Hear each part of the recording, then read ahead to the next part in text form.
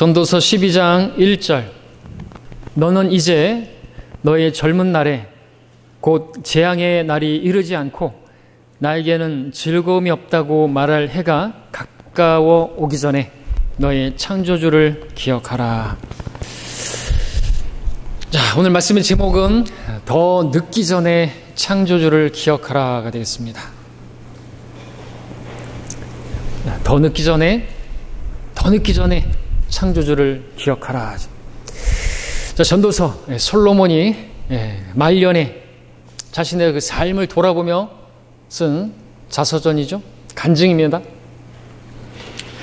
솔로몬 얼마나 하나님께 사랑받는 자였습니까? 하나님께서는 그의 이름을 여디디야라고 그렇게 부르셨습니다.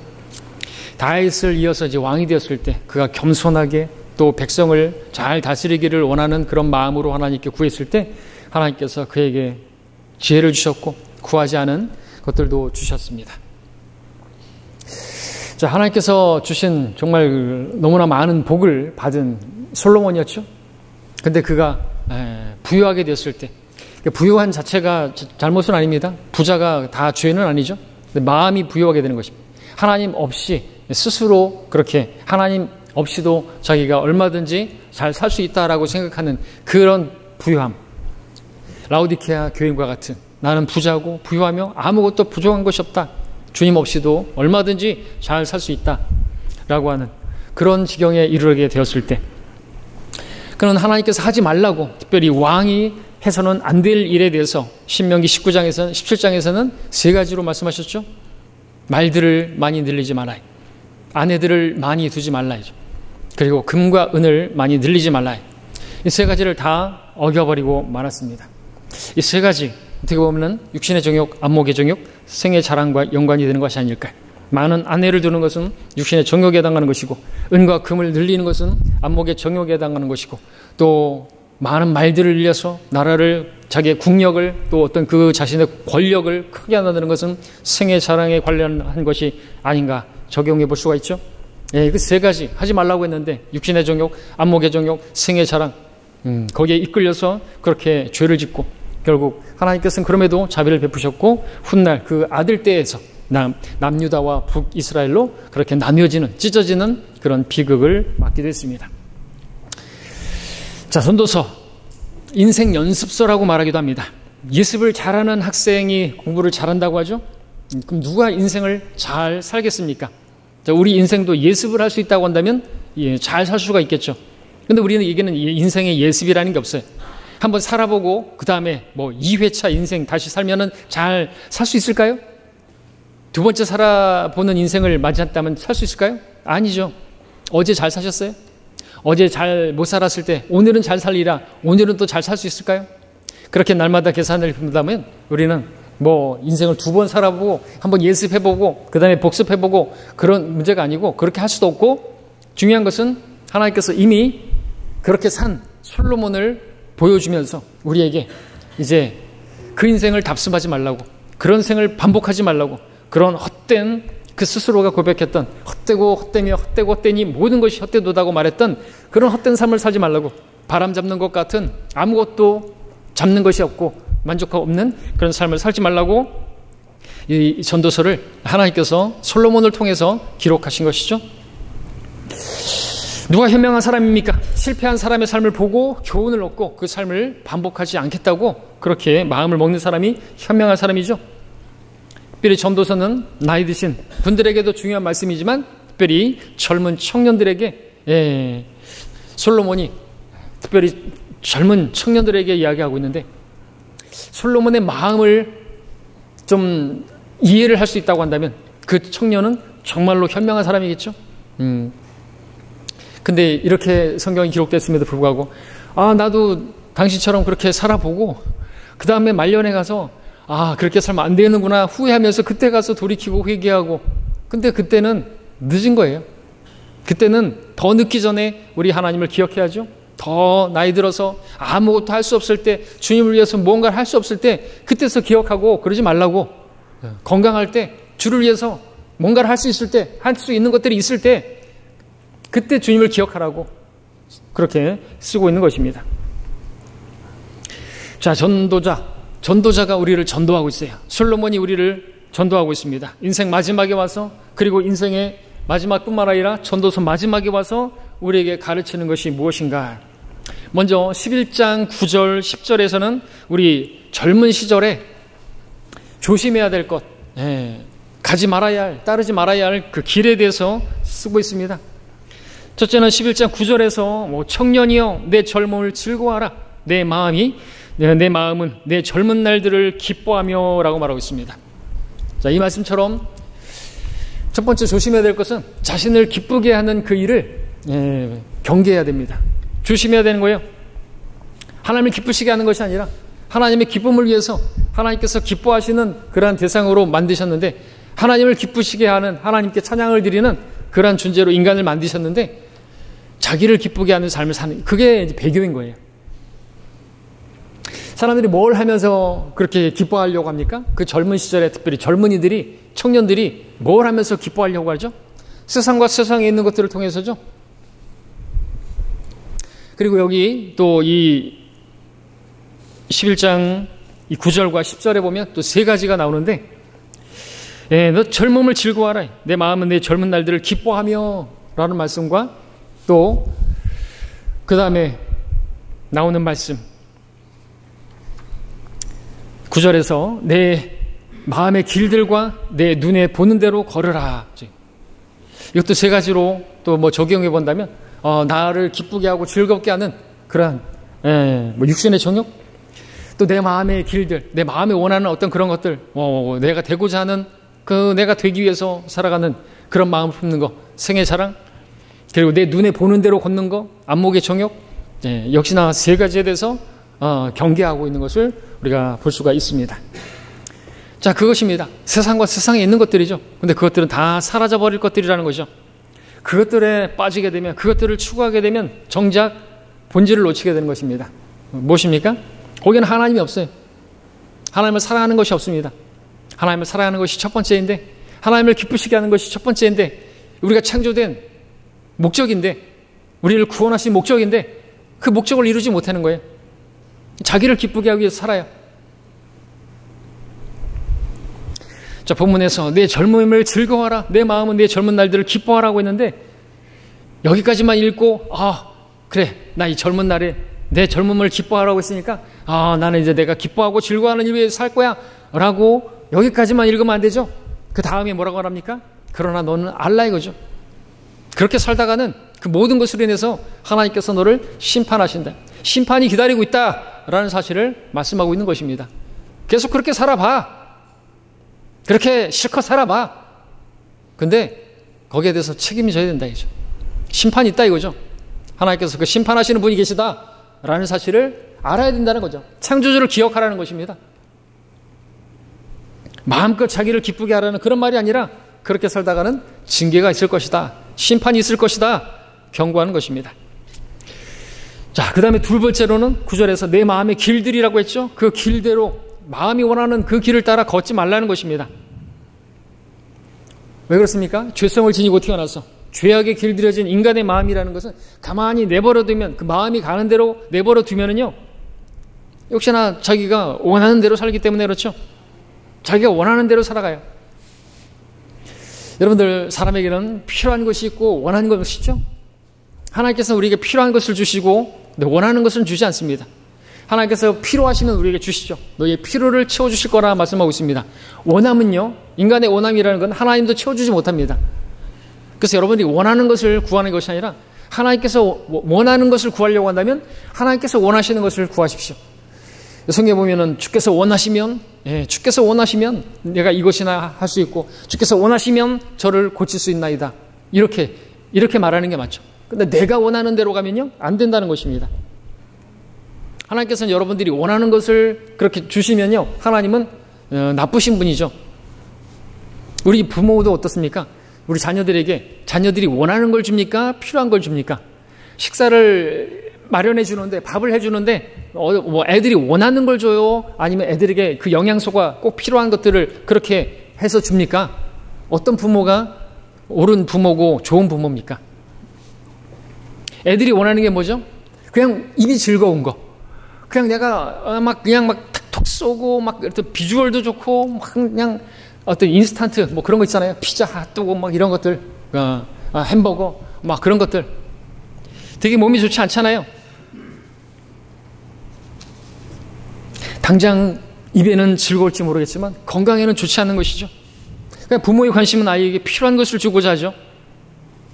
하나님께서 우리에게도 두 가지를 제시하는 것이 인생에 필요한 것을 하겠느냐 아니면 네 마음이 원하는 것을 하겠느냐. 여러분들 어떻게 살고 계십니까? 여러분이 원하는 것을 하고자 하면요, 그 끝은 어떻게 됩니까? 로마서 1장에서는 하나님께서요 그들을 버림받은 마음에 내버려 두셨더니 모든 불의, 음행, 악, 사악, 탐욕, 악의로 가득 잡고 쭉 가는 무자비한 자들이 무자비한 짓까지 하는 거예요. 동성연애까지 하고 하나님께서 심판하실 수밖에 없는. 또 마지막은 그들은 이 같은 일을 행하는 자들이 마땅히 죽음에 처해져야 하는 하나님의 심판을 알면서도 이 같은 일을 행할 뿐만 아니라 그 같은 일들을 행하는 자들을 또 같이 기뻐하고 즐거워해요. 같이 죄를 지면서. 자, 그 말씀에서도 그렇죠. 하나님의 심판이 있다는 걸 모르지 않아요. 그런데도 하나님을 애써 기억하지 않으면서 살아간다는 것이죠. 하나님을 기억하지 말아요. 지옥 같은 것은 없다.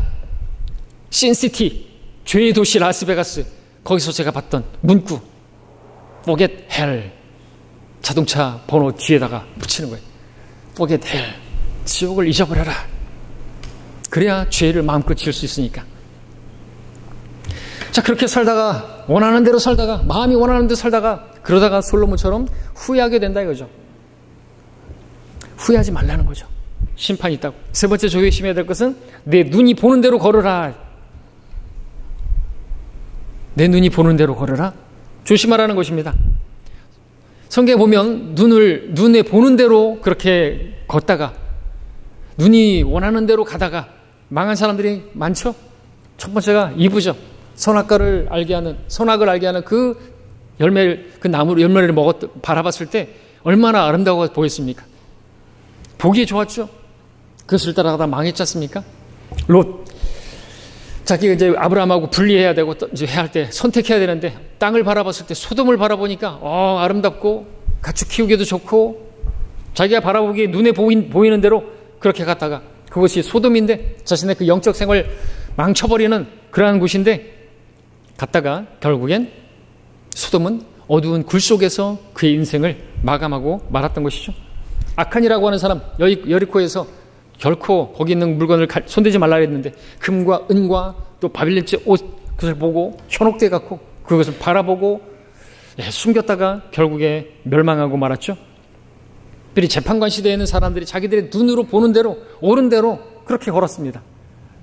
동성애가 자기가 보기 옳다고 생각하면 동성애를 하는 것이고 또 아내에다가 또 첩을 두는 것이 뭐 있고 하면은 그러면 옳다고 하면 첩을 두기도 하고요. 오늘날도 어떻습니까? 결혼했음에도 불구하고 뭐 세컨이니 뭐 첩이니 뭐 서드니 그러면서 제가 말씀드렸나요? 미용실에서 제가 머리를 하고 있는데 뒤에 아줌마들이 하는 얘기가 아이고 요즘 애인 하나 없으면 병신이야 그런 얘기를 할 정도예요. 제가 그거 듣고 놀랐습니다. 우리 병신들 너무 많죠? 절대 기준이 없어요. 하나의 말씀이 없어요. 자기 눈에 오른 대로 사람들이 그냥 보는 이게 재판관 시대였습니다. 삼손 필스티아 의원을 바라보고 자기 눈으로 바라보고 아름답고 그러니까 거기 현혹돼 가지고 갔죠. 그 다음에 데릴라도 역시나 자기 눈으로 보기에 좋아서 그녀를 따라다가 결국 어떻게 됐어요? 그 눈 때문에 눈이 뽑혀버렸지 않습니까? 눈으로 보는 것을 따라가는 것이 얼마나 뭉청한 것인가, 위험한 것인가 경고하고 있습니다. 그래서 우리는 우리 눈으로 보는 대로 걷지 말고 보이진 않지만 당장 보이진 않지만 우리는 믿음으로 행해야 된다고. 보이진 않지만 영원한 것을 추구하며 살아야 한다고 말씀하고 계시는 것입니다. 자, 본문은 이 같은 세 가지를 경고한 다음에 엄중하게 하나님을 기억하라고 말씀하고 있습니다. 본문 12장 이제 1절, 2절에서는 하나님을 기억해야 할 때에 대해서 말씀하고 있습니다. 첫째는 1절에서 너는 이제 너의 젊은 날에 곧 재앙의 날이 이르지 않았을 때 그때 창조주를 기억하라는 거죠. 젊을 때 갑자기 재앙을 당할 수도 있다는 거예요. 재앙을 당하고 나서 기억하지 말라는 거죠. 갑작스런 재앙이 이르기 전에, 그렇게 재앙이 이르고 나가지고는 창조주를 기억해봐야 그 재난으로 인해서 어떤 징계를 받고 나가지고 팔다리 다 부러지고 아무것도 못할 때, 그때 하나님을 기억해봐야 하나님을 위해서 할 수 있는 게 없으니까, 젊다고 오래 살 수 있다고 생각하는 그것은 착각이죠. 젊은 사람들은 자기가 오래 살 수 있을 거라고 생각합니다. 또 젊은 사람들은 자기에게 어떤 뭐 질병이나 또 어떤 재앙이나 이런 것들이 없을 거라고 생각하는 경향이 있습니다. 지금 당장 건강하니까, 젊으니까 오래 살 수 있다고 생각하죠. 죽음이 아직 멀리 있다고 생각하죠. 그러나 세상에 태어날 때는 순서가 있죠. 그래서 첫째 아들, 둘째 아들, 막내 그러지만 죽을 때는 순서가 없어요. 성경에서 최초의 죽음은 어머니의 죽음도 아니고 아버지의 죽음도 아니고 아들의 죽음이었습니다. 아벨이 죽었죠. 순서가 없습니다. 둘째는 나에게 즐거움이 없다고 말할 해가 가까워 오기 전에 창조주를 기억하라고 말하고 있는데, 사실 창조주를 기억하지 않고 사는 그 인생에서 즐거움이라는 것이 무엇이겠습니까? 아무리 신나고 즐거운 삶을 계획하고 산다 할지라도 그런 삶에 참 즐거움이라는 게 존재하기나 한 것입니까? 하나님께서는 젊어서 창조주를 기억하고 살라고, 늙어지면 기억한다 할지라도 그분을 위해서 살 수 있는 일이 제한이 되기 때문에 젊은 날에 창조주를 기억하라고 말하고 있습니다. 솔로몬 젊었을 때 원하던 것, 자기가 가지고 싶은 것, 자기 눈으로 보는 것 다 갖고 싶고 그랬지만 그것이 그의 인생에 참 만족을 주지 못했어요. 행복하지 못했어요. 그런 것들이 다 주어진다고 해서 거기에 만족이 있는 게 아니라는 것이죠. 해본 걸 다 해본 사람이 얼마나 되겠습니까? 혹 그렇게 일생을 살았다 할지라도 그것이 절대로 사람을 행복하게 해주는 것이 아니다.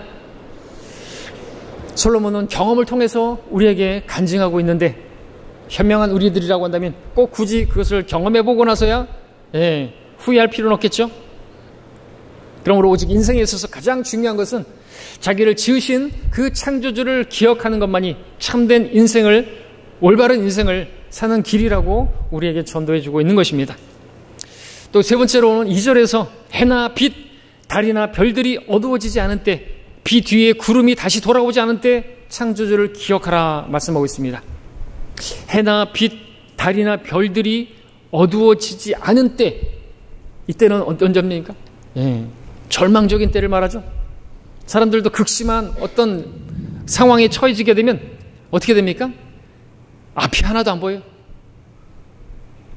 햇빛이 비치잖아요. 어둡습니다. 앞이 캄캄해요. 앞이 캄캄해요. 하늘이 노래해진다고 말합니다. 그런 날이 임하기 전에, 여러분의 인생의 개개인의 인생에서 그런 일이 일어나기 전에 창조주 하나님을 기억하라고, 돌아오라고. 근데 그런 것도 여러분에게 허락하십니까? 돌아오라고 하나님께서 여러분을 사랑하셔서 허락하시는 거예요.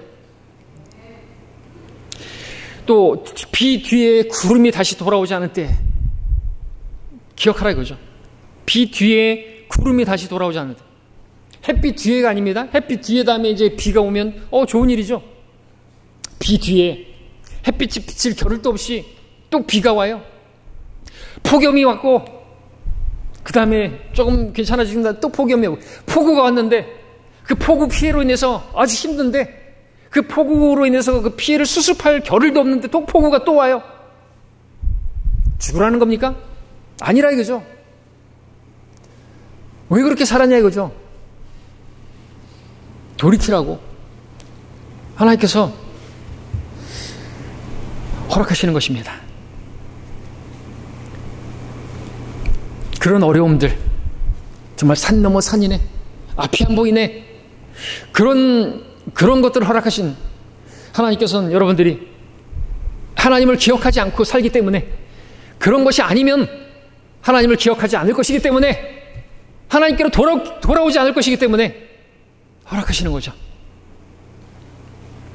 실제로 하나님께서 그렇게 하셨습니다. 재난을 허락하시고 또 허락하시고, 근데 인간은 마치 파라오처럼 그 재앙이, 10가지 재앙이 계속되는데도 불구하고 완고하게 하나님께 돌이키지 않은 거죠. 이스라엘 백성들도 마찬가지입니다. 우리 함께 아모스 4장을 볼까요? 아모스 4장입니다.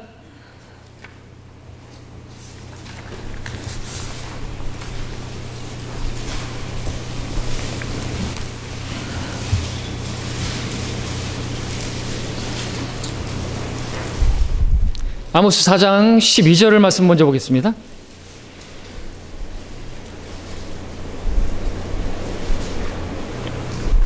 우리 한 목소리로 읽겠습니다. 아모스 4장 12절 시작. 그러므로 오 이스라엘아, 내가 너에게 이같이 행하리라. 내가 너에게 이것을 행하리니 오 이스라엘아, 네 하나님 만날 준비를 하라. 하나님 만날 준비를 하라는 것은 하나님을 기억하라는 거죠. 창조주 하나님을 기억하고 하나님께로 돌이키라는 것이죠. 근데 하나님께서는 이 말씀을 하시기 전에 하나님을 기억하고 하나님을 만날 준비를 할 수 있도록 하나님께서 하신 일들이 있어요. 몇 가지가 있는데 재난에 또 재난을 반복을 하십니다. 6절을 보십시오. 기근입니다. 또 내가 너희 모든 성읍들에서 너희의 이를 깨끗한 채 놔두었고 또 너희 모든 처소에서 빵이 부족하게 하였으나 기근을 허락하신 거죠. 그런데요, 너희가 내게로 돌아오지 아니하였더라. 둘째는 가뭄입니다. 7절 8절에 또 추수가 아직 3개월이나 남았을 때 내가 너희에게 비를 멈추게 하노라.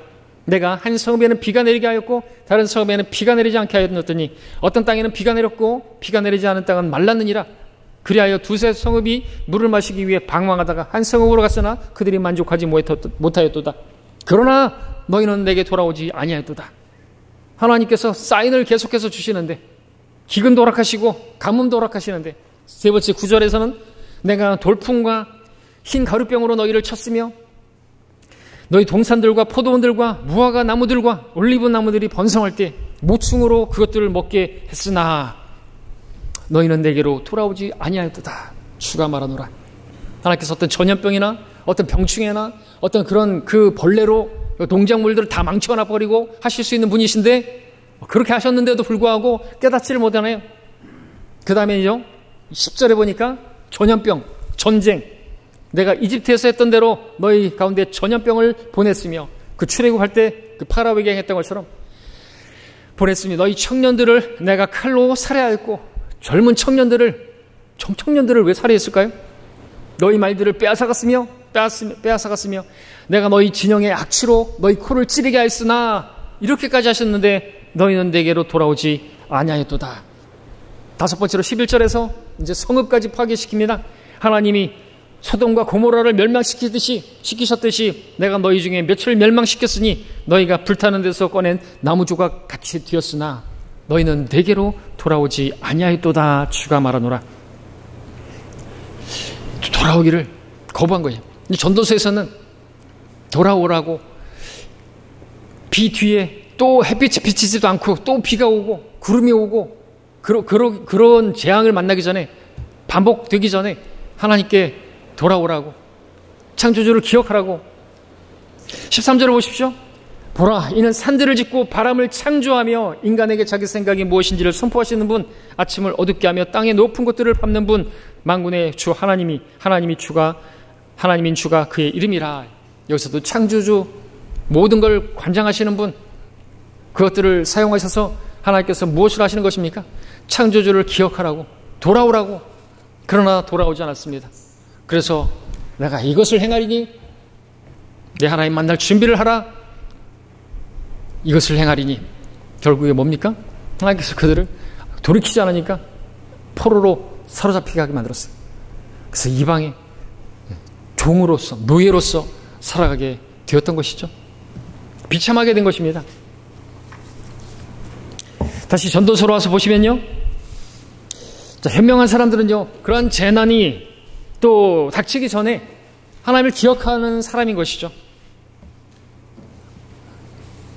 특별히 이것은 젊은이들에게 말씀을 하고 있는데 이 젊은이들에게, 청년들에게만 하시는 말씀이 아닌 것입니다.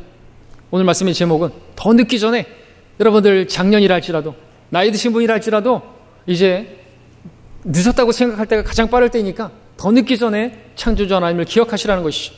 여러분이 주님을 위해서 뭔가를 할 수 있는 그 힘이 남아있을 때 있다면 그 창조주 하나님을 기억해야 할 때인 것입니다. 다 소진되어지고 그때서야 기억한다고 해서 할 수 있는 게 없기 때문에 그렇죠. 여러분 이제 3절부터 6절까지 보면은 이제 늙어서 이제 죽음이 오기 전에 창조주 하나님을 기억하라 말씀하고 있습니다. 3절에 보니까 그날들에는 집을 지키는 자들이 떨 것이라고 말했습니다.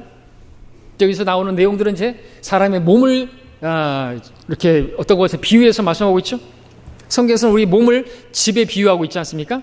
우리의 장막집이 무너지면 이 몸이를 말하는데 장막집이라고 말하고 있지 않습니까? 근데 여기서 집을 지키는 자들이 떨 것이라고 했는데 이 집을 지키는 자, 우리 몸에서 집을 지키는 거, 이 몸을 지키는 건 뭡니까? 팔과 다리죠. 군인들은 칼을 들고 손에, 파수꾼들은 나팔을 들고, 문지기들은 창을 들고 집을 지킵니다. 그러나 노년에 이르게 되면 이 팔이 또 다리가 떨리게 됩니다. 집을 지키는 자들이 떨 것이라 그랬습니다. 자신도 모르게 팔이 떨려서 아무것도 들 수가 없어요. 다리도 몸을 지탱하기가 어렵습니다. 다리도 후들후들 떨려요. 나이가 드니까. 걸어갈 때 보면은 얼마나 위태로워 보입니까? 자, 그 다음에 또 계속해서 보면 건장한 남자들이 스스로 굴복할 것이라고 했습니다. 이 건장한 남자들, 우리 몸에서 무엇에 해당합니까? 사람의 몸을 지탱하는 다리에 적용할 수 있겠지만 이 다리는 구부러지지 않기 때문에 여기서 이 굴복이라는 단어가 영어로는 bow인데 구부러진다, 엎드려진다. 그래서 허리에 적용되는 것입니다. 우리 허리죠? 노년이 되면 허리가 구부러지게 되죠. 사람의 힘은 허리에서 나오죠. 힘쓸 때 그래서 허리를 질끈 동여 매지 않습니까? 에베소 6장에서도 진리의 허리띠를 띠라고 말하고 있습니다. 허리가 힘의 근원이죠. 허리에 띠를 풀어버리면요, 힘이 없어집니다. 힘을 못 써요. 씨름하는 사람들도 삿바 딱 하고 하잖아요. 그리고 경찰들이 범죄자를 잡게 되면요, 허리띠부터 풀어버린다고 합니다. 힘을 못 쓰기 때문에. 스스로 굴복한다고 말하고 있습니다. 이 허리가 점점점 그냥 내가 원하지도 않는데 구부러지는 거예요. 힘이 빠지는 것이죠.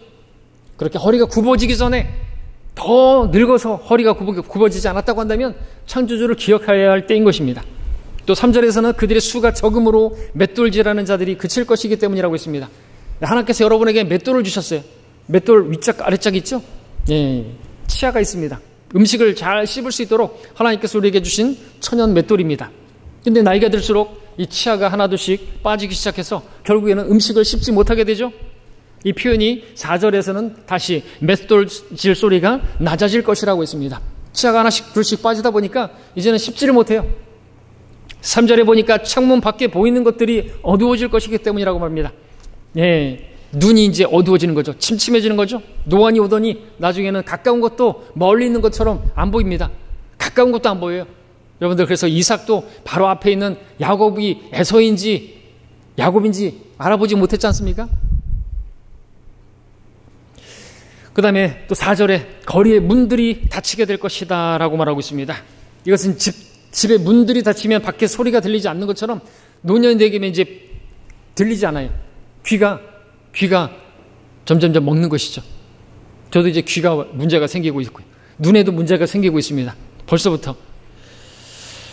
귀가 어두워집니다. 그 다음에 새소리로 인하여 그가 일어날 것이기 때문이라고 했습니다. 노인들은 새벽에 일찍 일어나죠. 새소리로 일어난다 그랬는데 우리 정서로 표현하면 닭이 울 때 새벽에 일어나는 것으로 설명할 수 있겠죠. 그 다음에 음악하는 모든 딸들이 조용하게 될 것이기 때문이라고 했는데 음악하는 모든 딸들, 우리 신체에서 목에 해당하는 것입니다. 목을 통해서 나오는 각가지 아름다운 소리들 있죠. 노년이 이르게 되면 이제 목소리가 그 젊었을 때 그 꾀꼬리 같은 목소리가 나오질 않는 것이에요. 여러분들 젊었을 때 그 아름다운 목소리로 은혜를 끼치는 그런 목소리를 가지고 계실 때 하나님을 찬양하십시오. 특송하십시오. 그러라고 여러분에게 주신 목소리라는 것이죠. 5절에 보니까 높은 데 있는 것을 두려워할 것이라고 했습니다. 노년에는 높은 것을 두려워합니다. 계단이나 사다리 오르는 걸 두려워합니다. 사다리 올랐다가 떨어지기라도 하면요, 뼈가 부러지게 되면요, 젊었을 때처럼 그렇게 뼈가 빨리 굳지도 않아요. 그래서 노인들은 높은 데 있는 것을 두려워하죠. 또 두려움이 길에 있을 것이라고 합니다. 노인이 이제 집을 떠나면 집을 떠나서 길 가는 걸 두려워한다는 것이죠. 오늘날 노인들에게 길은 참 두려움이 길에 있죠. 예, 노인들이 그 횡단보도를 건너거나 도로를 걷는 것을 보십시오. 얼마나 위험해 보입니까? 우리가 보기에도. 또 노년에는 참 길뿐만 아니라 두려움이 많아지게 됩니다. 5절에는 또 이제 이어서 아몬드 나무가 번성할 것이기 때문이라고 하고 있습니다. 예, 나이가 들면서 아몬드 나무가 번성할 것이다. 뭡니까? 예, 팥뿌리가 되는 것이죠. 예, 백발이 되는 것입니다. 아몬드 나무 거기 꽃은 하얀색이기 때문에. 근데 개혁성경은 살구나무 그러니까 번성할 것이라 그랬는데 살구나무를 보십시오. 꽃이 분홍색입니다. 핑크. 여러분들 나이 들수록 핑크가 되나요? 잘못된 것이죠. 그 다음에 메뚜기도 짐이 될 것이라고 합니다. 메뚜기가 얼마나 가볍습니까? 가벼우니까 얼마나 또 높이 뛰긴 넓이 뛰기도 잘합니까? 그런 가벼운 메뚜기가 몸에 붙는 게 그게 짐이 될 정도로 또 이 메뚜기는 레위기에서 보면은 정결한 음식에 속하고 침례 요한도 이것이 주식이었고 그래서 먹을 수 있는 것인데 그래서 먹을 수 있는 그것을 옮기기도 힘든 거예요. 식탁에서 입까지 옮기기도 힘든 정도가 되는 거예요. 왜요? 나이가 들어서 힘이 없어져서 짐이 되는 거예요. 힘든 거예요. 5절에 보니까 또 계속해서 욕구도 없어진다 그랬습니다. 노년이 이르면 이제 신체적인 정신적인 욕구가 사라지죠. 꿈, 의욕 상실되고 가졌던 이상 다 상실돼 버립니다. 나아가서 나중에는 존재의 이유, 생존의 이유조차도 사라지죠. 아무것도 이제는 다 귀찮아요. 뭐 하고 싶은 게 없어요. 지난주에 우리 모 형제님이 저한테 얘기하시더라고요. 아무런 욕구도 없다고 이제는. 뭐 하고 싶은 것도 아무것도 없다고. 이제 점점 나이가 들어가시는 것이죠. 근데 그뿐만 아니라 우리 그리스도인들은 그래요. 이 세상에서 뭘 하고 싶고 뭘 성취하고 싶고 그런 것이 남아있어서는 안 되는 것입니다. 자, 그러다가 이제 5절에 보니까 사람이 자기의 영원한 집으로 가며 애호국하는 사람들이 거리들을 이리저리 다니기 때문이라고 말합니다. 사람이 자기 영원한 집으로 돌아간다는 거, 이 세상을 떠나서 영원히 거할 곳으로 간다는 것이죠. 구원받지 않은 사람들은 지옥에서 불못에서 영혼을 보내게 될 것이고 구원받은 사람들은 하늘나라에서 주님이 계신 곳에서 영혼을 보내게 될 것입니다. 이 땅에서는 사람들이 그의 죽음을 애도하면서 조문객들이 거기서 이리저리 왔다 갔다 하겠죠. 그래서 거기서 애곡하는 사람들이 거리들을 이리저리 다니기 때문이라고 말합니다. 그래서 많은 사람들이 조문하고 거기에 화환들이 즐비하고 그럼 뭐 할 거예요? 그 사람이 구원받지 않았다고 한다면, 그렇게 살다가 그렇게 죽어서 지옥에 갔다고 한다면 아무리 많은 사람들이 꽃을 거기다가 화환을 갖다 놓은들 무슨 소용이냐 이거죠. 다음 6절은 이제 죽음을 묘사합니다. 죽은 사람의 몸을 보여주는 거죠. 6절에서 은줄이 풀린다고 했습니다. 이 은줄, 머리에서 척추까지 내려가는 신경, 계통에 적용이 되고요. 그런 척추 신경 기능을 잃어버리게 되는 거죠. 6절에서는 금그릇이 깨진다고 했습니다. 금그릇이 깨진다. 죽음을 말하는 거죠. 다니엘서 2장 32절에서는 느부갓네살의 그 형상의 그 머리가 금머리죠. 솔로몬의 노래 5장 11절에서도 그의 머리는 정금 같다 그러죠. 머리는 금과 관련이 있습니다. 얼마나 귀합니까? 이 신체에서 얼마나 귀해요. 몸을 통제하는 기관이고 온갖 지식과 정보와 그런 기억을 가지고 있는 창고인데 그 금그릇이 깨져버린다. 점점 나중에는 이제 어떤 그 기억력이나 이런 게 사라지면서 치매 증상이 오더니 나중에는 뇌세 상태가 돼버리는 거예요. 죽는 것이죠. 머리 기능이 사라지는 거죠. 6절에서 이제 물 항아리가 우물에서 깨지고 수레바퀴가 저수지에서 깨진다 하죠. 그래서 우물은 심장입니다. 이 우물 옆에는 물 항아리 모양으로 생긴 폐가 양옆에 있습니다. 항아리 모양의 폐가 깨지게 되면 호흡이 끊어집니다. 그리고 수레바퀴가 저수지에서 깨진다고 했는데 우물을 보게 되면 그 우물을 들어 올리는 그 도르래의 바퀴가 있죠.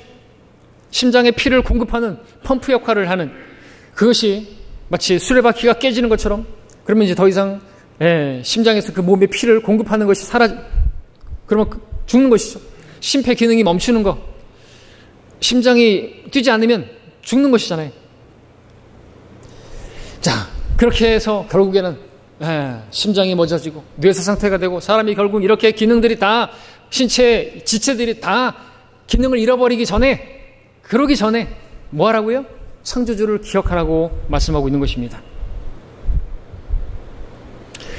그날이 오기 전에 창조주를 기억하라, 하나님을 기억하라이죠. 자, 그렇게 죽게 되면 어떻게 됩니까? 이제 7절은 죽음 이후의 상태를 또 보여주는데 흙은 예전에 있던 대로 땅으로 돌아가고 영은 그것을 주셨던 하나님께로 돌아가리라.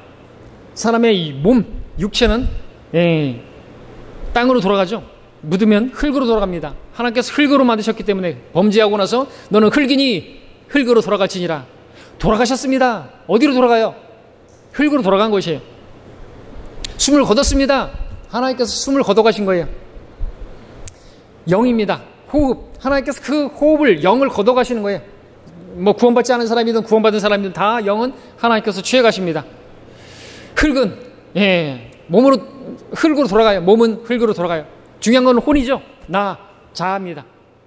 혼이 잘 돼야 되는데 지옥 가느냐 하늘나라 가느냐, 여러분 어디 갑니까? 자, 이제 이런 이야기를 하면서 전하고자 하는 내용이 무엇입니까? 무엇을 말하는 것입니까? 여러분의 삶에 어떤 어려움이나 재앙 같은 큰 일이 닥치기 전에, 웃음이 사라지고 슬픔이 오기 전에, 절망적인 상황, 고난의 악순환이 임하기 전에 하나님을 기억하라고. 어려움이 왔을 때만 순간순간 하나님 찾지 말라고. 그리고 자신의 몸에 아직 건강할 때, 눈과 귀가 어두워지기 전에, 손과 발이 움직일 수 있을 때, 입술이 열리고 목소리가 나오고 목청도 꾀꼬리 같은 목소리가 나오고 기력도 쇠해지지 않았을 때, 그때 창조주를 기억하라고 말씀하는 것이죠. 그렇게 기억해서 무엇을 하라고요? 여러분을 창조하신 그 목적에 따라 여러분의 그 몸을 사용하라고요. 그 지체들을 사용하라고요. 특별히 하나님께서 창조주를 기억하라고 하셨으니까 창조하신 목적대로 여러분의 그 몸을, 그 지체를 사용하라는 말씀이 아니겠습니까? 그래서 하나님께서 여러분에게 주신 그 귀를 심으신 분이 여러분에게 귀를 심어주셨는데, 그 귀를 가지고 하나님 말씀을 들으라고, 하나님께서 지으신 입으로 하나님을 찬양하라고, 복음의 그 기쁜 소식을 전하라고, 하나님께서 만드신 그 눈으로 하나님 말씀을 읽으라고, 성경을 읽으라고, 하나님께서 주신 그 여러분의 손으로 성경을 넘기라고, 여러분의 그 발로 예배 드리러, 복음을 전하러, 그 화평의 복음을 전하는 아름다운 발이 되라고, 그런 일들을 하라고 여러분에게 건강을 주시고 여러분의 심장을 계속해서 뛰게 만드시고 계시는 거예요. 나이가 너무 많아서 그렇게 되면은 이제 그 기능들이 사라지게 되면 하고 싶어도 기력이 없어서 못하고, 의욕도 열정도 사라지고 아무것도 하고 싶지 않고, 그런 날이 오기 전에 하라고. 아직 살아있을 때.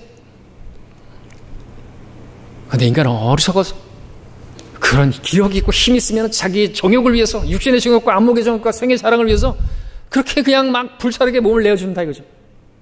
솔로몬이 그랬는데 거기는 참된 기쁨도 없고 만족도 없다고요. 행복 없다고요. 그래도 해보겠다고요? 해보라 이거죠. 하나님께서 심판하실 때니까. 젊음의 나라도 하나님께서 아까 아모스에서 그랬죠. 젊은이들을 죽이셨다고. 왜 죽이셨을까요?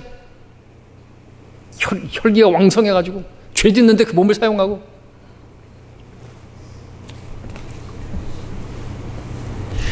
자, 이 기록은 하나님 말씀이자 인류 역사상 가장 큰 부귀 영화를 누리고 쾌락까지 누려봤던 솔로몬이 여러분에게 정말로 목 놓아 외치는 그러한 권고인 것이죠. 그가 전도서에서 했던 자신의 모든 그 일들 기록하고 있는, 그건 바람 잡는 것 같아요. 헛된 일이라고 고백하고 있습니다. 그래서 그의 마지막 권고는 살아 숨쉬고 있을 때, 가능하면 젊은 날에 더 늦기 전에, 나이 드신 분이라 할지라도 더 늦기 전에 창조하신 창조주, 나를 지으신 그분을 기억하고 그분께 돌이키라고 쓰고 있는 것입니다. 아직 하나님이 일을 할 수 있을 때, 아직 기운이 있을 때 하나님을 기억하시라고, 하나님께서 창조하신 목적대로 그 몸을 드리라고 그렇게 쓰고 있는 것이죠. 자, 이렇게 말씀드려도 그럼에도 왜 하나님께 내 몸을 드려야 됩니까? 왜 헌신해야 됩니까? 라고 묻는다면 솔로몬의 마지막 말씀에 귀 기울여 보십시오. 이유는 무엇입니까? 14절입니다. 함께 읽겠습니다. 14절입니다. 시작. 이는 하나님께서 선이든 악이든 모든 행위와 모든 은밀한 것들을 심판할 것이기 때문이라. 여러분이 살아왔던 그 젊음의 날에는 좀 나이가 들었던 여러분의 삶에 대해서 다 알고 계시고 회개장부를 들고 계시고 결산을 하실 그 분이 기다리고 계신다라는 것이죠. 그래서 전도자는 13절에서 말하는 것입니다. 전체 일의 결론을 말하자면 하나님을 두려워하고 그분의 계명을 지키라는 것입니다. 이것이 사람의 마땅한 본분이고 의무라는 것이죠. 자, 우리가 하나님을 위해서 우리 몸을 드려야 할 이유가 너무나 분명하죠. 하나님께서 우리 몸을 값주고 사셨어요. 우리는 내 몸이 내 것이 아니라, 내 인생은 내 인생이 아니라 하나님의 것이고, 하나님을 위해서 우리를 다시 재창조하신 것입니다. 거듭나게 하신 것입니다. 우리 인생의 마지막에 하나님께서 우리 어떻게 살았는가에 대한 심판을 하실 분이라고 말씀하고 계시는 것이죠. 자, 우리는 그 하나님을 기억해야 되는 것입니다. 하나님을 두려워야 됩니다.